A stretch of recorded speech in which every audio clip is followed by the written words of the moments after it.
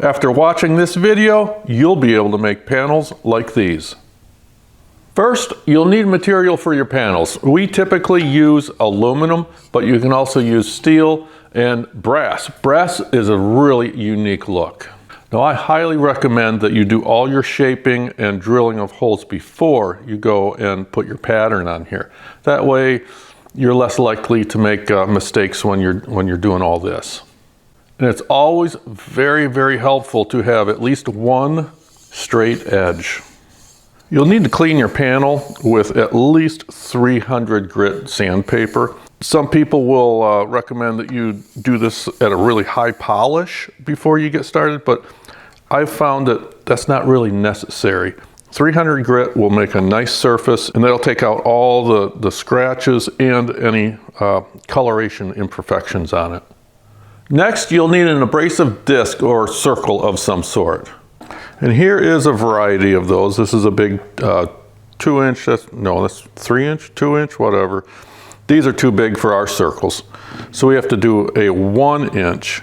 This type here is relatively inexpensive. It's got a small shank, so it'll fit in any kind of drill. This is actually made for a Dremel tool. It has a hook and loop sanding disc and a hook on this surface.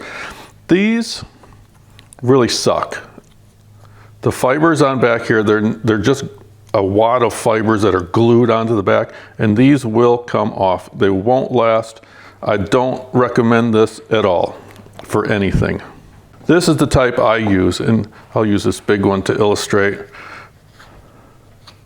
It has a little screw mechanism on the back that goes in there. It's really easy to get them on and off, to change them out. Now you see here, this is all like sandpaper. I don't have good results with sandpaper. It leaves a ring in the interior or the inside of the circle that's not sanded.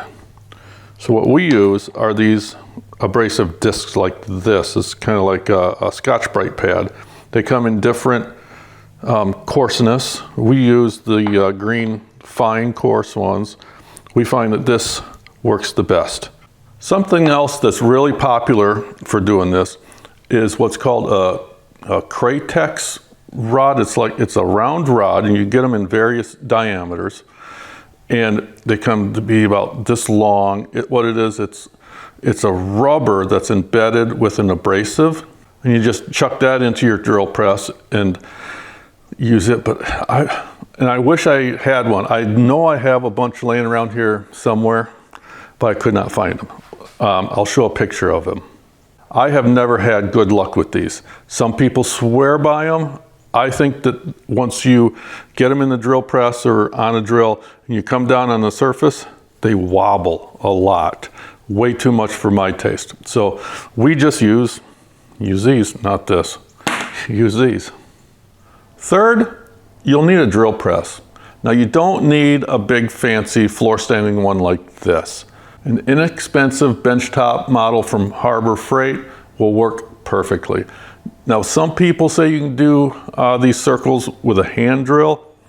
I don't recommend it. You can try it, but I think that you'd be way too inconsistent with the placement of the circles where it wouldn't have a nice consistent pattern. I have a plywood table bolted down with carriage bolts on ours. It's just bolted to the existing original steel table underneath. Oh, and you're also going to want the RPMs turned way down low.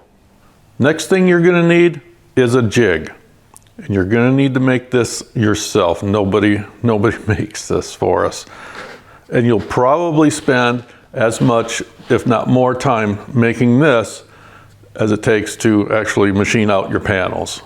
It consists of a piece of 1/2-inch plywood for the base. These runners, this is just solid wood. You can use plywood too. Or is it plywood? No, that's solid wood. And a fence and a sliding table. You'll see on this slide runner, I have marks every 1/2 inch. Alternating red, purple, red, purple, red, purple, or you can use whatever color you want. And on the fence, you see I have marks every 1/4 inch. Red, purple, red, purple, red, red, purple. And what we do is we align the fence with these lines on our sliders. Then on our workpiece we have a mark, and that lines up with these, so we shift the workpiece over like that. Now the table has to be fairly tight in between these two runners so it doesn't slide really easy. You want it to slide, but not to where it's just all over the place. Like I mentioned earlier, I use 1-inch abrasives. That's why we have these incremented to a 1/2 inch, because our circles are going to overlap each other by 1/2 inch. And the reason why we have these at 1/4 inch, I'll explain as we're doing the turning. Now I have the jig firmly clamped down to the table on our drill press, so it's not going anywhere. And I first lined it up, our fence, to what I call the main mark. So I make it a little bit bolder. This is going to be our starting point. So I line it up with that. Now before I clamp it down tight, I make sure that this disc is centered in the fence, and a straight edge along here will bring it right to the center of our disc. So we're just going to do a 1/2 disc on this first pass. And while we're working, we're going to be sliding the panel, the panel on the jig in this direction every 1/2 inch.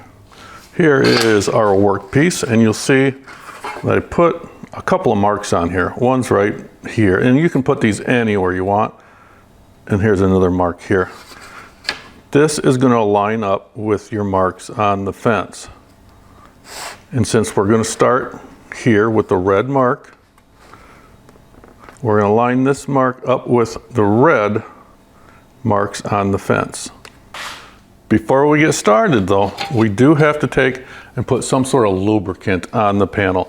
I'm using WD-40, you can use PB Blaster. If you want to get real fancy, you can use like a lapping compound or something like that, but personally I don't think that's necessary. Just anything like this, it'll work fine. Okay, just double checking. I have it on my home mark, the big red mark. And then when you're doing your panels, you're going to want to start the same side and go the same direction on all your panels, especially if the panels are going to be alongside of each other. You want to go in the same direction. So we're going to start on this edge. We're going to line this mark on our panel to the red marks on our fence. And hold this down nice and firm so it doesn't move. Then when you come down, you're going to need a consistent pressure coming down, and then count. I always count 1, 2, 3. You're going to want the same allotment of time putting the disc on here and the same pressure on each and every one. 1, 2, 3. Then I move this mark over a 1/2 inch to our next red one. Come down. 1, 2, 3. Come over again. Make sure that's still on that line. Line it up. 1, 2, 3. And it doesn't take a lot of pressure. Don't go cramming this thing down hard. It doesn't take much pressure at all. 1, 2, 3. You're going to really quickly learn that this is rather monotonous. You're going to be doing a whole lot of these circles, but just kind of get in a rhythm and double check your lines every now and again. Make sure that you're not getting off, because what you want is nice straight lines going this way and the straight lines going at a diagonal.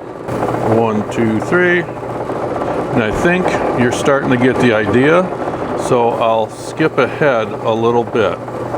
I got the first row all done. And I did wipe it down with a paper towel. I don't like all that nasty aluminum black on here, and I wiped it down so you can see where we're at there.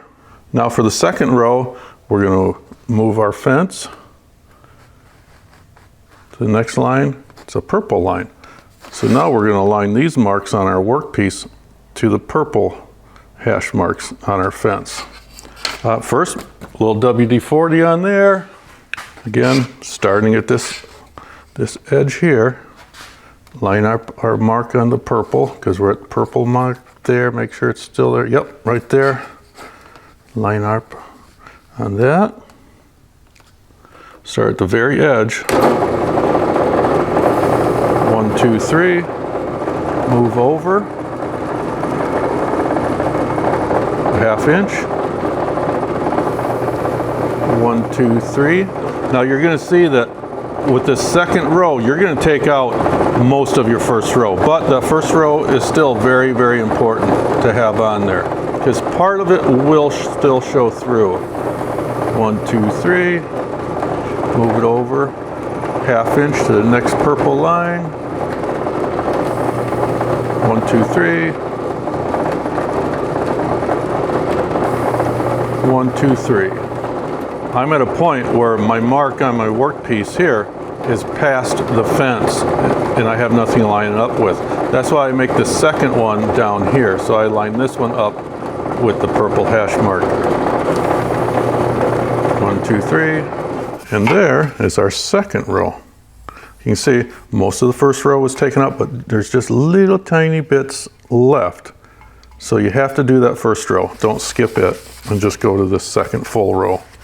So now we move our fence again, right here. Now we're on a red line again. So we're gonna line our marks to the red lines on the fence. And as you're doing it, make sure that your workpiece is up against the fence.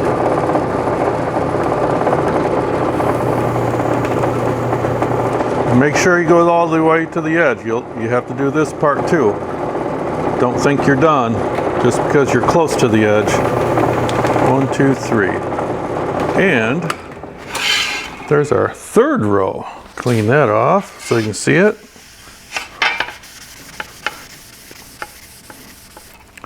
There. Now it's starting to look like something.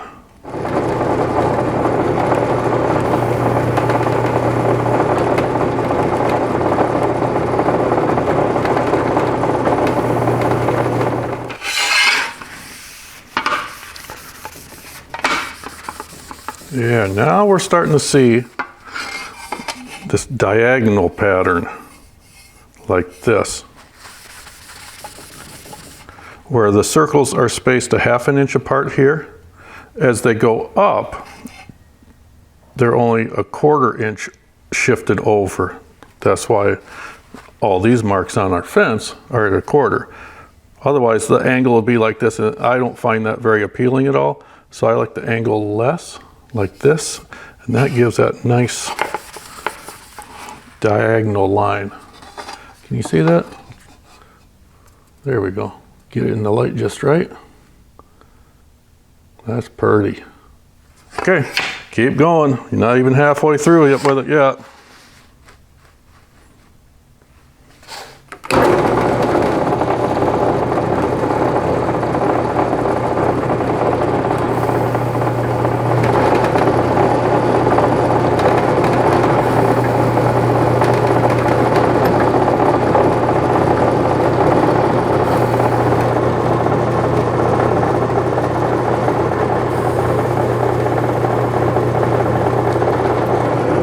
If you do have holes that you drill through your panel before you go to this step, make sure that all the edges are deburred.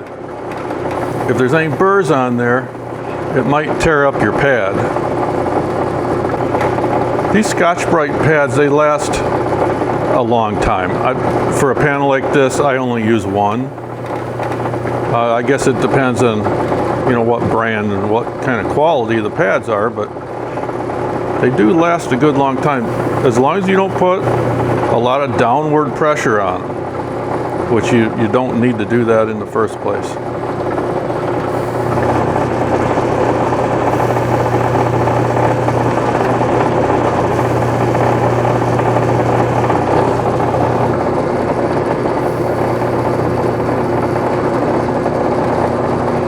There's our panel. Now I just cleaned it up with some brake clean And next I'll put a clear coat over it so it doesn't tarnish or oxidize. But it looks pretty nice. Now I would highly recommend that you get some scrap and try out different patterns. Like here I have this at 1/4 inch on our fence. Try it at 3/16, try it at 3/8, you know, whatever. Try different pads, try more pressure on the pad, less pressure, longer time on the panel. You know, just see what you like and do it that way. Now, if you found this video helpful, please hit that like button, and we hope you consider subscribing to our channel. Thanks for watching.